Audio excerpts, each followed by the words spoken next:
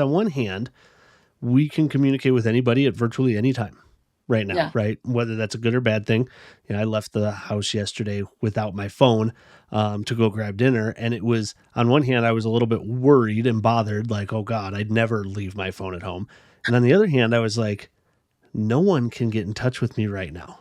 Like I'm free. I All like right. connected with myself from like the mid 90s of like Yeah. going out on my bike and just disappearing, like it was a little bit freeing on one hand. So you're in the Yeah. camp that technology necessarily is not helping us, even though we can communicate more.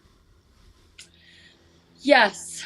Um, Technology has basically become skeleton communication, right? It's like we're like not able to fully express how we feel through a text message. Even if Mm-hmm. we're handwriting something in cursive, you can sense where a person's emotions are when they're writing, because there's a behavior that's causing that writing on the page.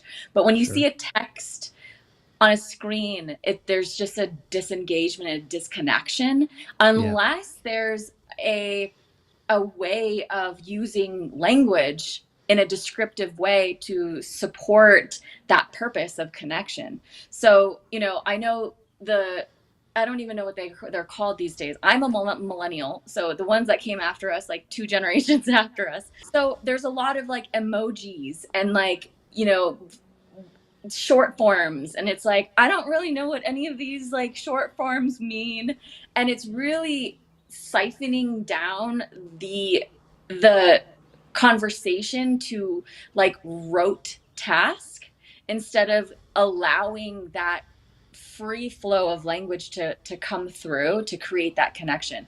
So it's kind of like you have a dictionary of words, and like you're just poke poke poke poke poke, and you're Mm-hmm. like, here's the message, like figure me out. And it's like, Yeah. how do you figure anybody out like that? you know It's interesting you bring that up. I'm on Discord quite a bit, and there's a member of one of the groups that I'm in who's in his young 20s. Smart kid. And we were talking about this one day, and I use grammar, I use capitalization, I use sentence structure, Yes. and we were talking about texting because I was having an issue with our kid. And I asked him, I said, so like, he said something and he's like, oh, I think that could come across as being a little aggressive. I was like, what are you talking about? He's like, well, you capitalized the sentence and you used a period and then you used another sentence on top of that. So to my friends, that would come off as being aggressive. I was like, you gotta be kidding. I had no idea.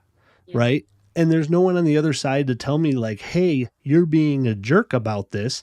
It's just, I don't know what I don't know. And someone else on the other side is taking it as an aggressive act. Blew Yes. me away. Just Yeah. capital letters and periods, things that are normal to grammar. Yeah, Yeah. no, it was kind of interesting. It made me sit back and think like, okay, I got to meet them on their turf. We want to meet where they are so we can communicate better with them. So you start looking into the rules and like thumbs up emojis, no go. Like no day. I'm like, oh my gosh, this is crazy, but that's how they communicate. So, how do we do it better? We're kind of going through this massive change of communication. I feel like that hasn't been around for well ever. Communication has changed. Are we so far disconnected and plugged into our phones and how we receive information like on a day-to-day basis? Do you see people communicating effectively at all? Everyone is doing the best they can, right, with what they have. And we are generally wanting to self preserve because there's a desire to be important and valued and significant. And so when we're communicating, and we see this with children and we see this with couples that are having challenges with one another, or even, I was working with a woman who just had a stroke, and her son was having a conversation with me and being like, "Well, she's not really listening to me." And it's like, okay, let's set it up so that you guys are listening to each other and you can hear each other in between what's being said instead of just having an expectation of just like me. And I think that's where communication has kind of missed the mark, where it's very self-focused Mm. instead of the curiosity of being in an interaction with someone else to really know and feel and sense where that person is at so that there's a real connection.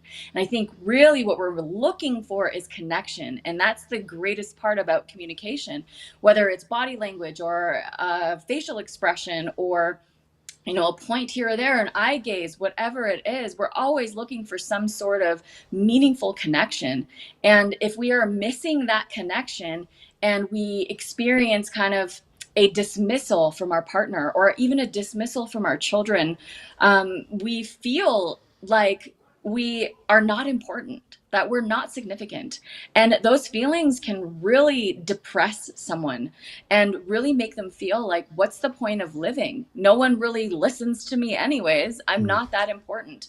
So yeah, it's like I just feel like we're kind of missing each other these days, and I don't think that social media and technology has helped.